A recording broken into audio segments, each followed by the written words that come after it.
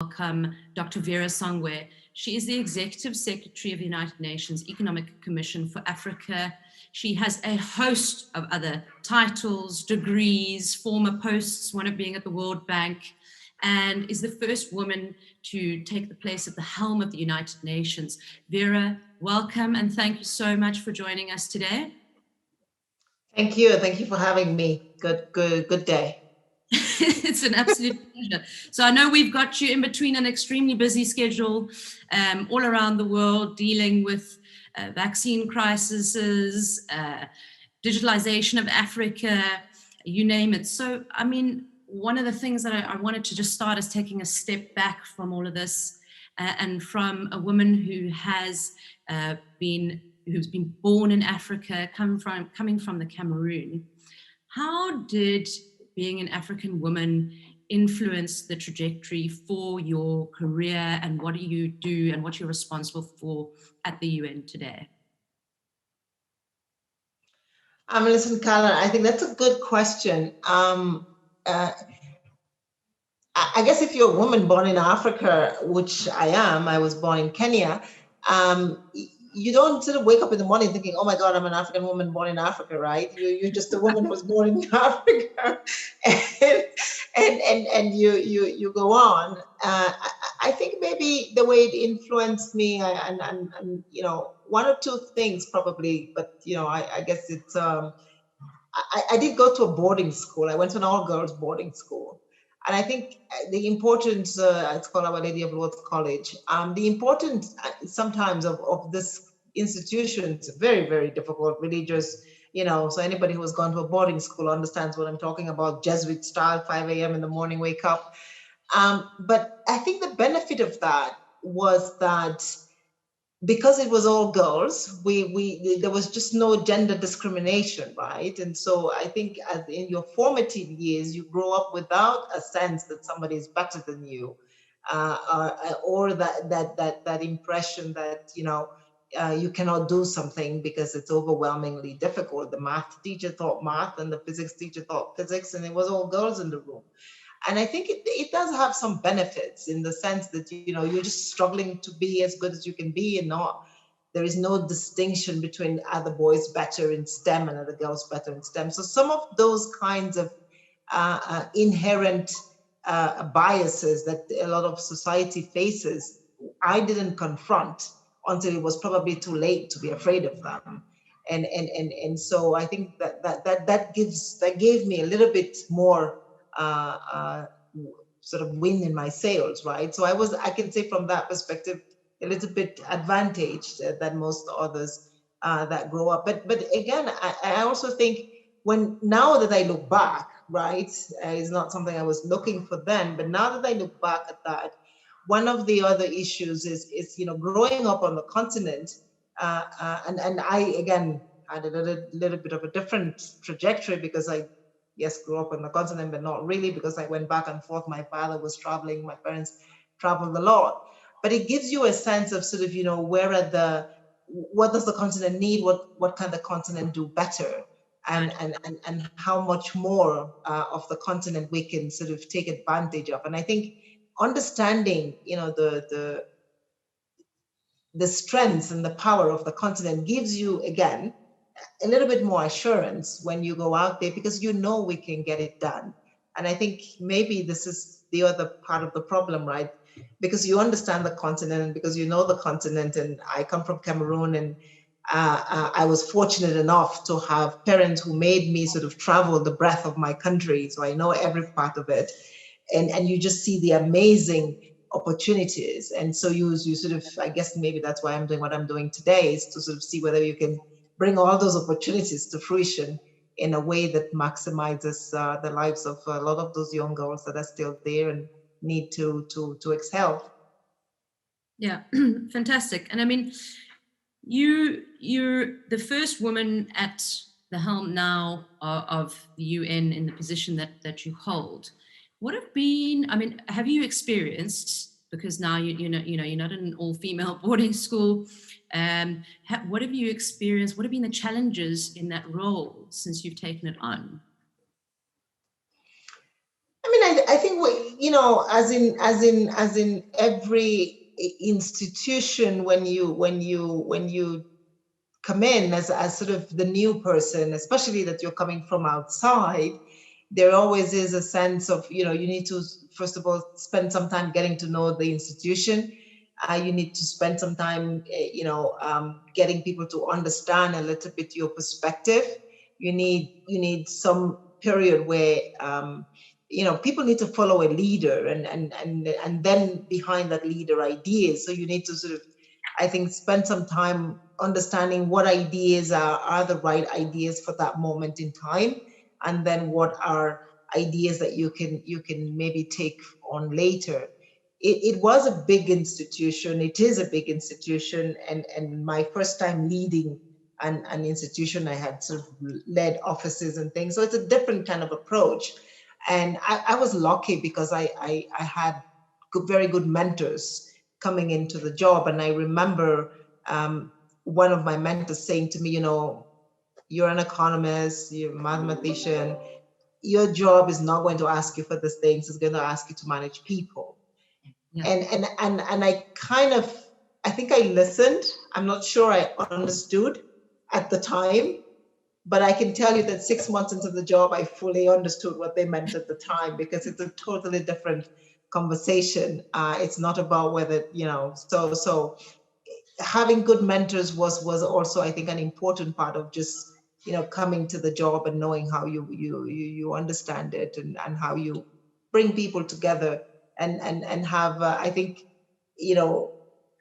understanding, what sort of will create a community, because the only way that you succeed is by creating a community who's vested in the success of the institution, as opposed to the success of a person or the other. Yeah. Yeah. So I thought that, and I was going to think around your people principles, in terms of supporting, the environment you have is very much around, to have the kind of success and to be working the amount of projects that you have to have a very robust team, right? Yes, no, I think, and that's another thing, which is part of the management process. One, because I was in sort of an external, hire. One of the things that I consciously decided to do was not change a lot of the team. So I actually didn't do my first hire until maybe 2.5 years, 3 years later into the system. So,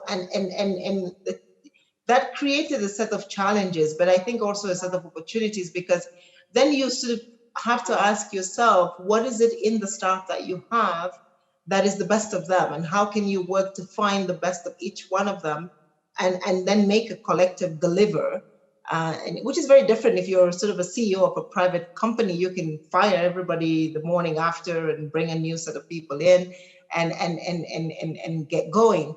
This is not the case when you come in an institution that is more of a sort of public service institution, or in governments, right? Even in governments, when you come in, you can change the minister, but you can't change a lot of system that is there with you. And so I think what you then have to do is find out, why is this person here, and what sort of, makes them wake up in the morning.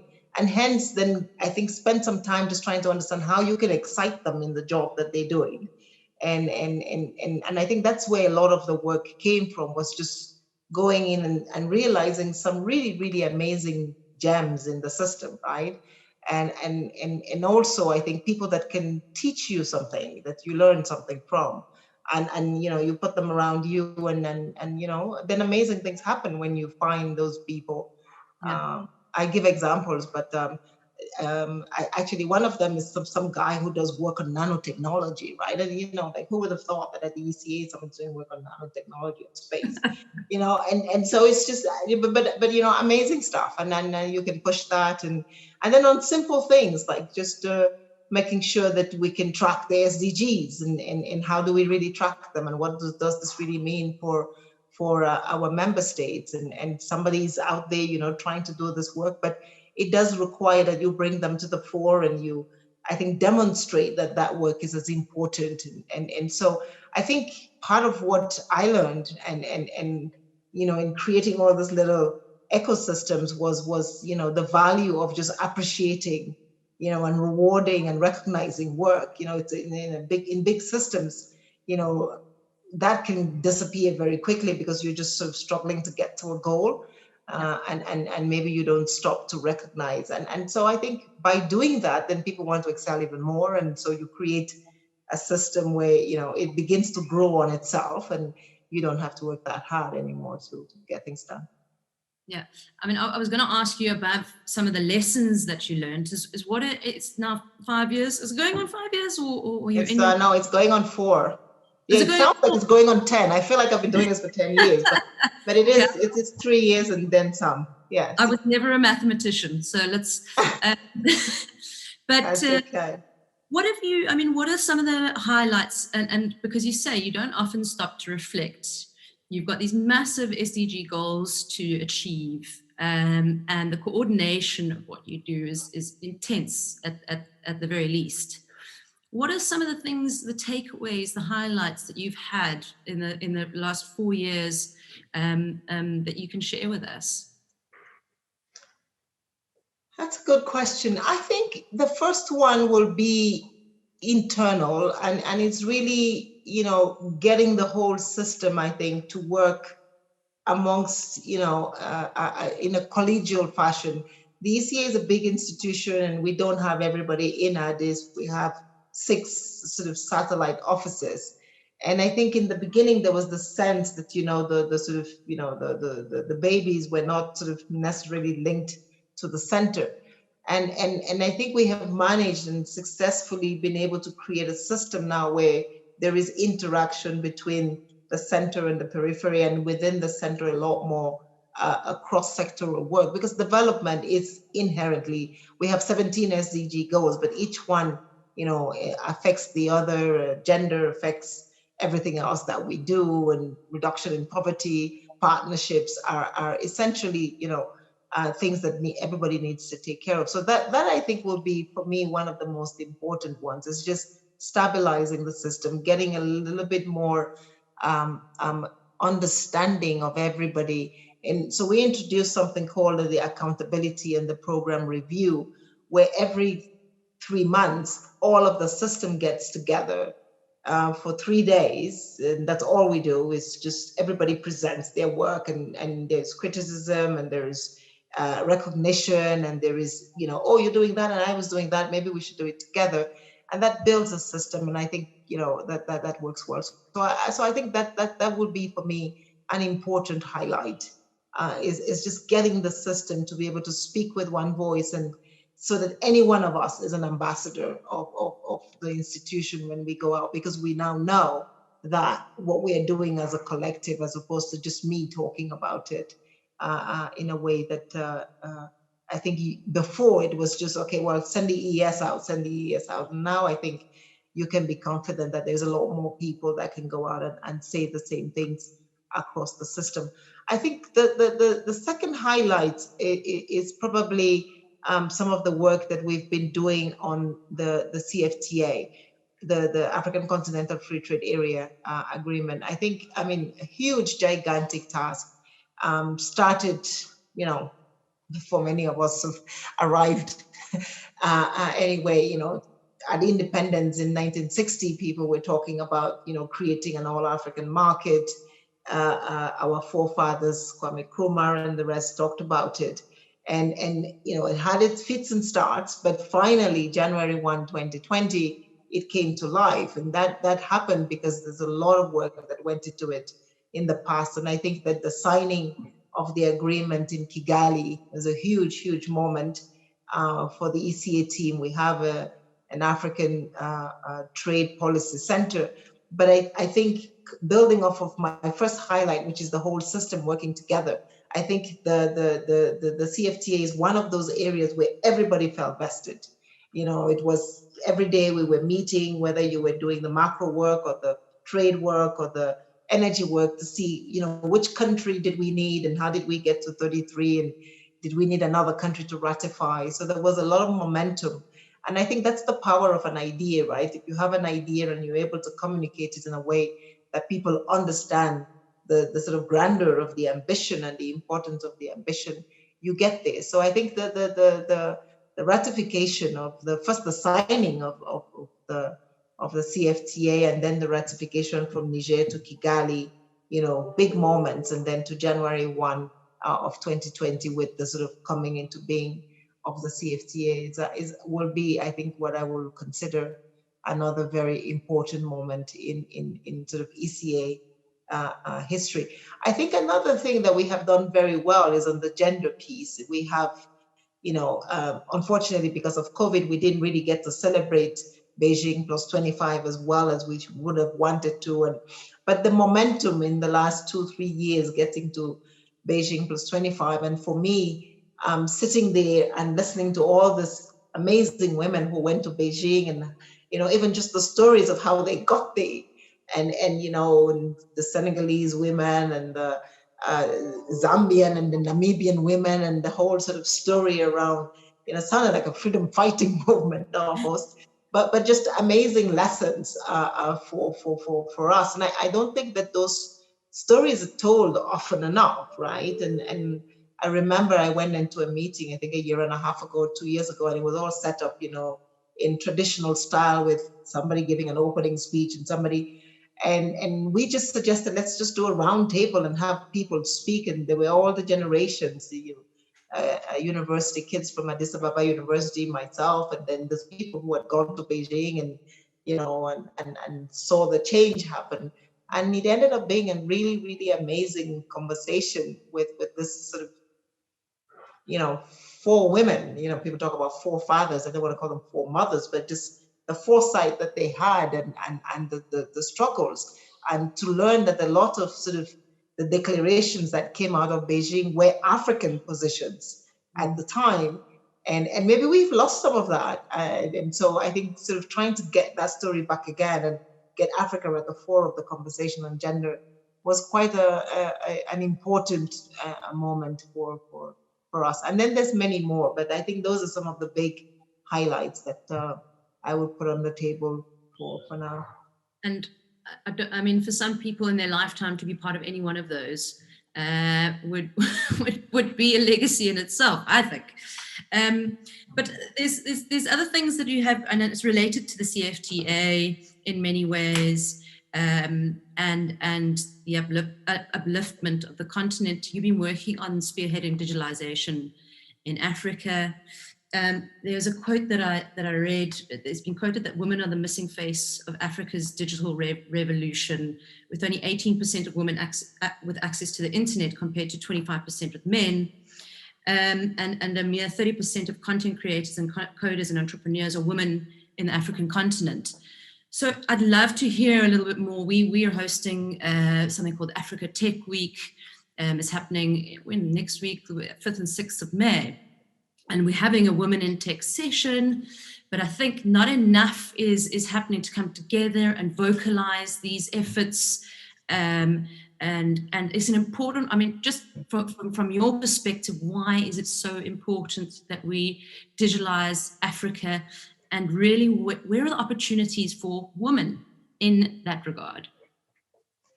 No, I think that's thank you. This is really an important question, and I think when we say the missing phase, it really is statements, and they're good for sort of the mentioning, but we all know that the woman is sort of the key is the nucleus of any society, right?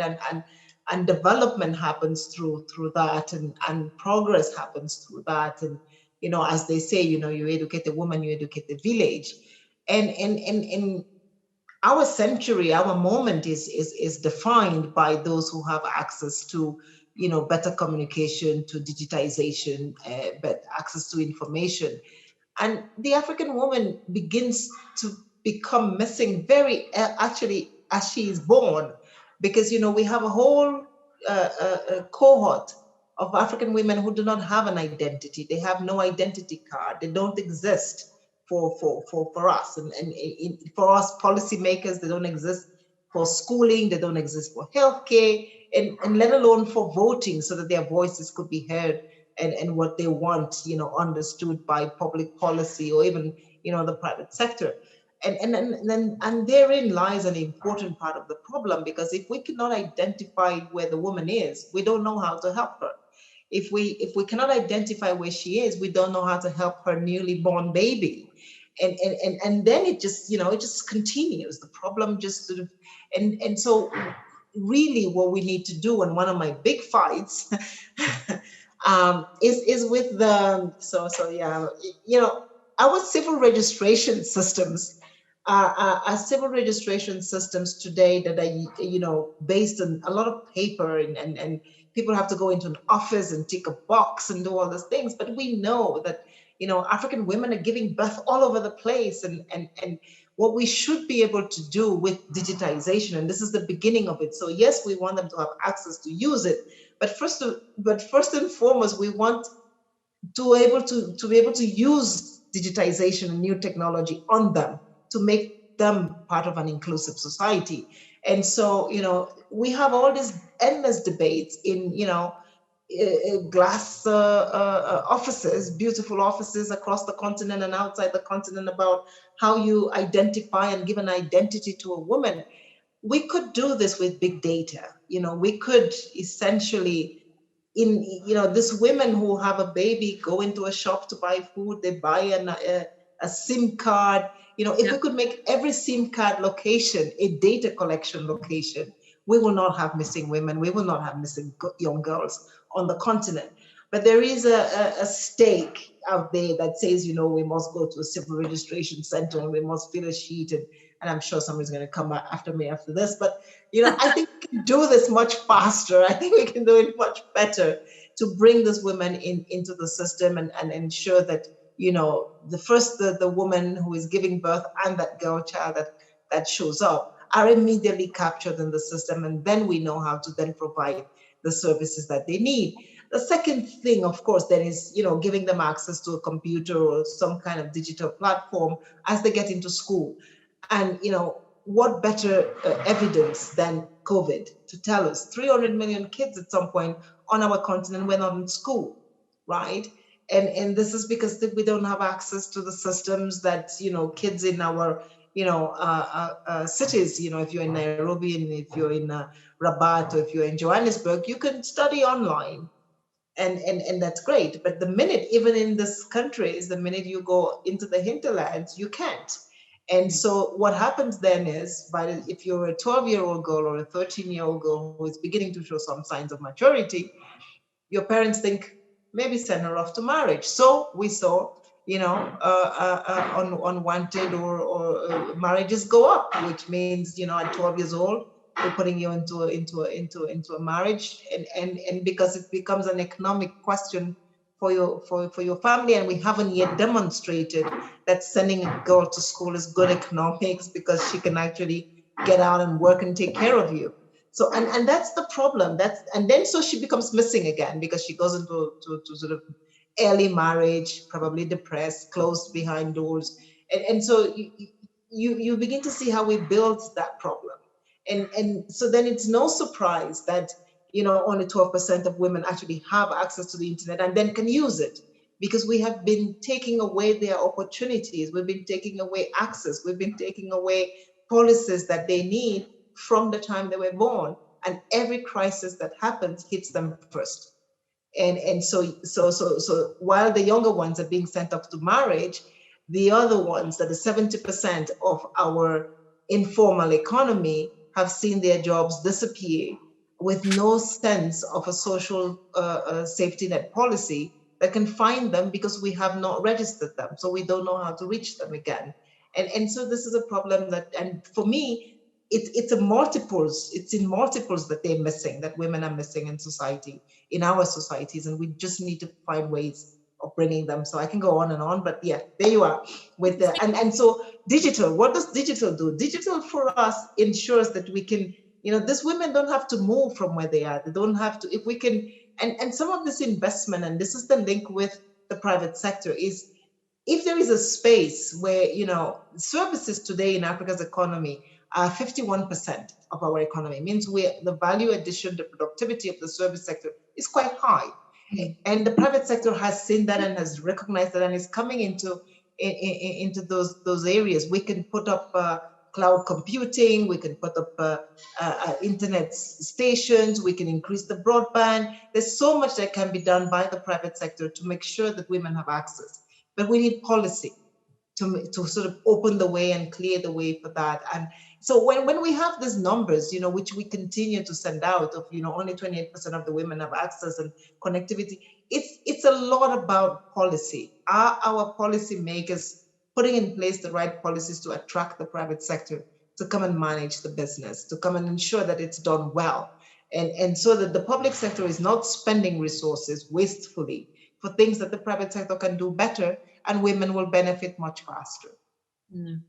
I mean, I was going to ask you as one of the solutions, what would you ask of the private sector or platforms like Standard Bank Top Women to help you? What is it that you are practically looking for to assist in the solutions to this? So, of course, Standard Bank is one of our prides on the continent, right? The largest asset management company in the world, on the continent. And so one of the things that we are asking of Standard Bank for women is to say, and this is a problem across the world, is we don't have that many women fund managers.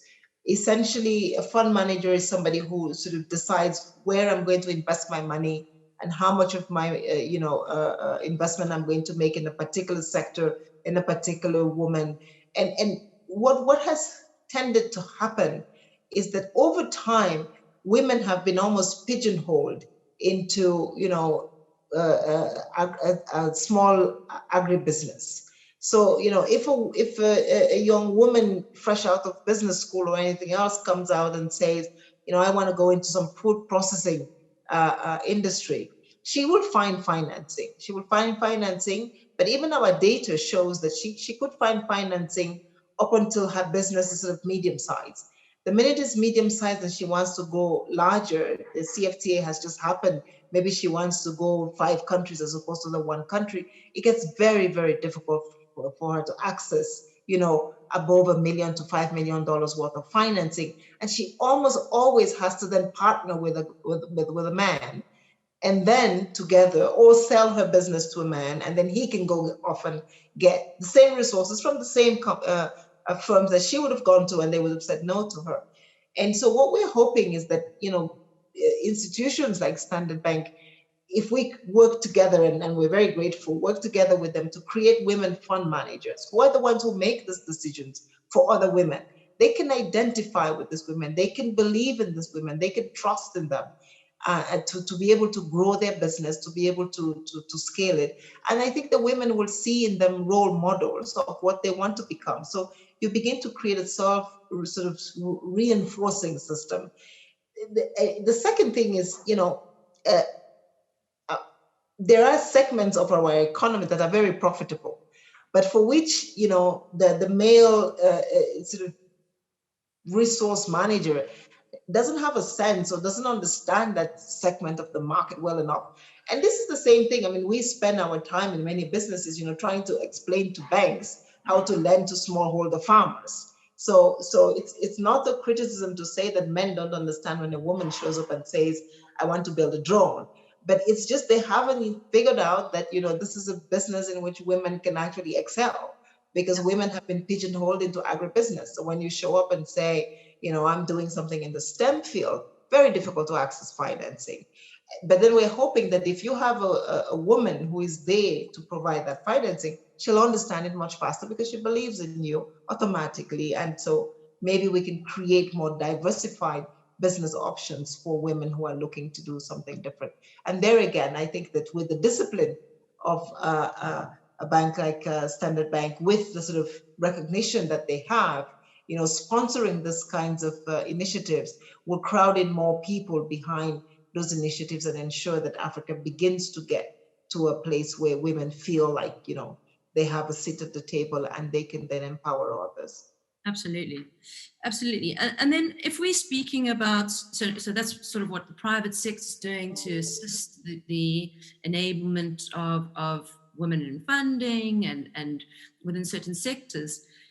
As an entrepreneur, as a grassroots level woman who wants to achieve and accelerate my business, what is the roadmap that I can go on as an African woman to advance myself? I think a lot of women are very lost. They believe it's, and I've had this conversation many times with Standard Bank, yes, they do believe it's funding, but it's not just funding. I've had many conversations around access to markets, and I just feel, what is it that we can give them that they can take away from this conversation and say, right, these are some practical steps that I can take in my journey to advancing myself and then therefore the sector and other women?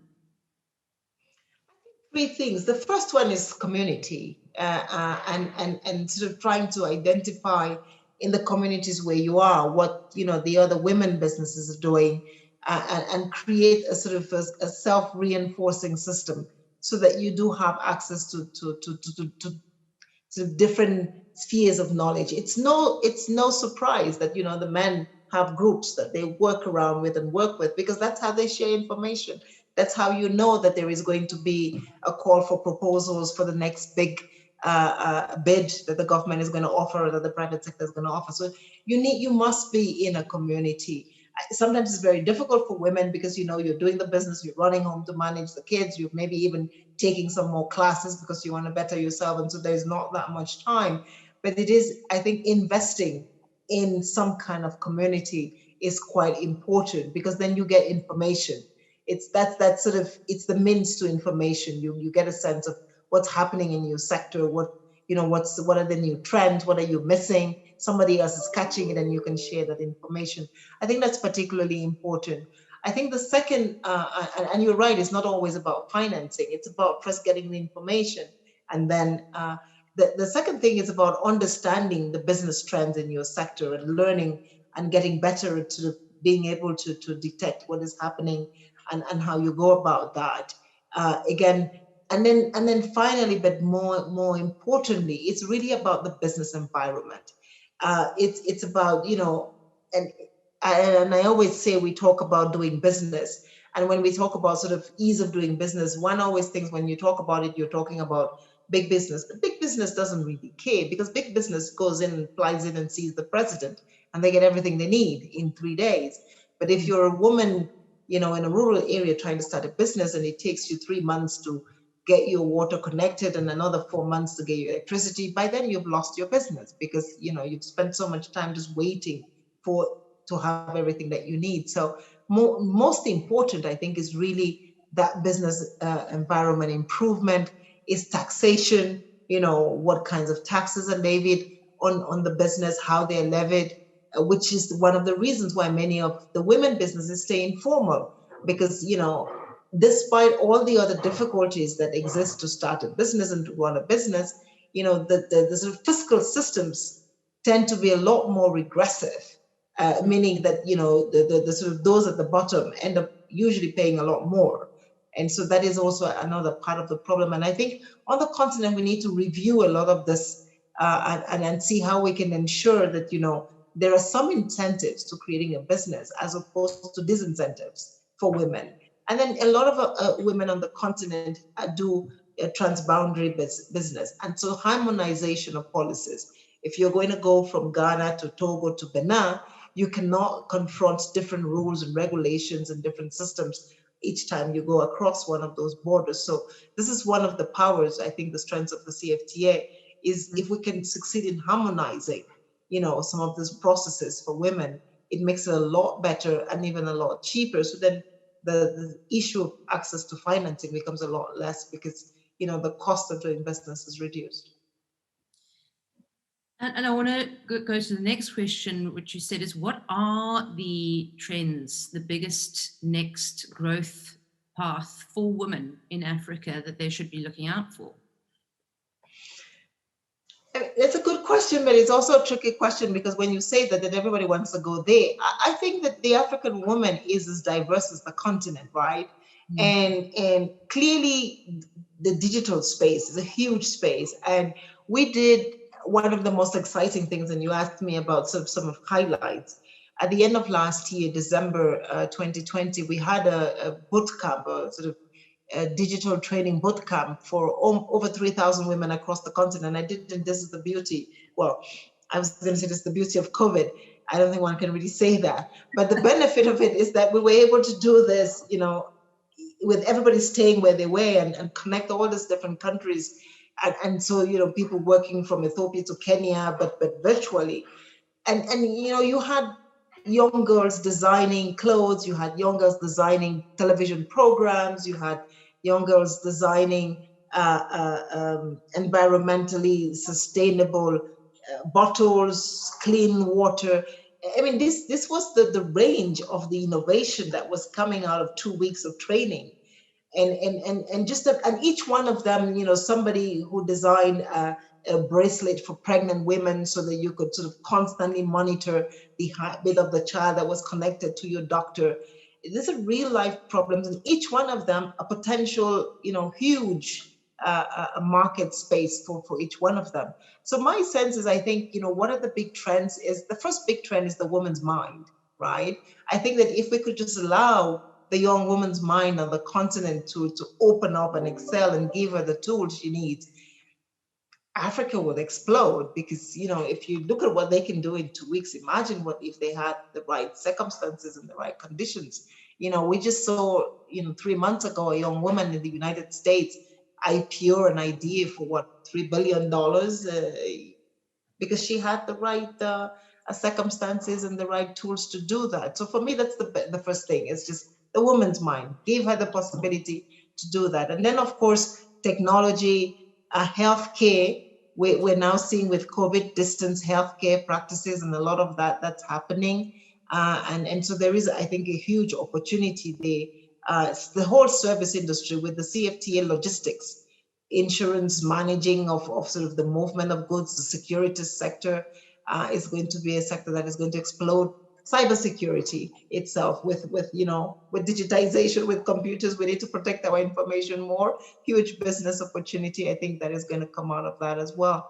So really, you know, a continent of 1.3 billion, huge opportunity in the different areas in which we are. And I think that the, you know, young girls out there should not be constrained and just go after it. And hopefully that we as policymakers will create the right environment for them to excel.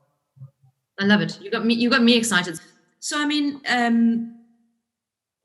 you know, we're going to wrap up a little bit. I think we're nearly in on an hour, but just a couple more things I want to discuss is when you leave the UN, or when you leave your professional space that you're in, what is the legacy that you want to impart or leave? And have you thought about that? I mean, you must have. You seem very purpose driven in terms of being a leader. Yeah. That's a good question. Now, what's the legacy? I think it has to be a culmination, right? It has to be, you wake up every morning and you feel like you want to change something, but I guess you want to leave stronger institutions. You want to make sure that you have done something that changes the lives of a lot more people than was the case before you came. So it's really about, you know, hopefully impacting policy, because we're in a space where, you know, a lot of what we do is about, one, providing information, and then, you know, impacting policy. But one of the things really that I hope that I can leave is, first, you know, that we can create this women's fund manager system and show that women can do these things, and that, you know, there is a path out there for women in business on the continent to invest in. And I think, secondly, it's really about how we can change Africa's financial landscape in a way that begins to impact, you know, we have gotten to a space where, you know, the informal sector seems normal, and I just really believe that that's wrong. And hopefully that a lot of what we do ends up in a space where we can begin to create systems that formalize that sector, because it's good for them, and it's good for the informal, those in the informal sector today, but it's also good for our economies, that this informality ceases, because informality means essentially that the system is broke. And so we cannot, as a community, champion informality as a way of doing business on the continent. We must, I think, collectively go after what it is that we can do. And the advent of the digital economy is providing us with really a way to solve that problem. How can we provide more services to people in a more efficient and more effective way, while getting some resources from them, because tax revenue to GDP on the continent is 17%. When East Asia was growing the way it grew, they were at 35%. So we're half of it. So very difficult to sort of dream of achieving the SDG goals, dream of a prosperous Africa, if we cannot formalize the informal sector so they become part of a social contract that is contributing to growth, but also benefiting from that growth in a way that then creates a virtuous cycle of growth and development, prosperity, and the SDG goals in the end. Well, I'm definitely open to partnering with you on that, because I think there's an amazing legacy to want to leave and to commit yourself to on a daily basis. I think for me, I've had a pipe dream, and it seems like a pipe dream to always work for the UN. And I know one of the ladies, one of my colleagues who works, says it feels like an unattainable ability to get into the UN. And I want to sort of ask you, from those who are preparing a life or a future or a profession that see that is something that they want to take on, what advice would you give them? What tips would you give them to prepare? I mean, they say it's who you know. So now I know the woman at the helm, so I'm sorted. But what about but what about everybody else? No, I think we have amazing programs, and so we have, just starting from sort of the top, we have sort of young professional programs where we get young, recent graduates, intermediate graduates to come to the ECA in particular to start with. I just joined a group of Black women economists and trying to find a few that can come and so this is the sort of non-remunerating part, but at least it gives you access to the UN, and you begin to get a sense of what we do. We have a huge global hiring program for junior staff that can come in at the lower level and then get a sense of what the system does. But I think we have an amazing Secretary General who has embraced technology, has embraced artificial intelligence, has embraced really the cutting edge of sort of what prosperity is going to look like for the rest of the world. Climate change, there's so much work that needs to be done in that area. 23 million African women die every day because we're inhaling the wrong kind of gas, and we can do this differently. We can cook better, and so this big agenda there. Another big agenda on healthcare and all the work around vaccines, and so there's statistics and data, GIS, location studies, and so there's a lot that we can do. So I think if you're out there and you want to work for the UN, I think the first thing to do is work hard, excel in what you do, and then of course we have a huge jobs database. Apply for these jobs, but it does pay to maybe try to do an internship.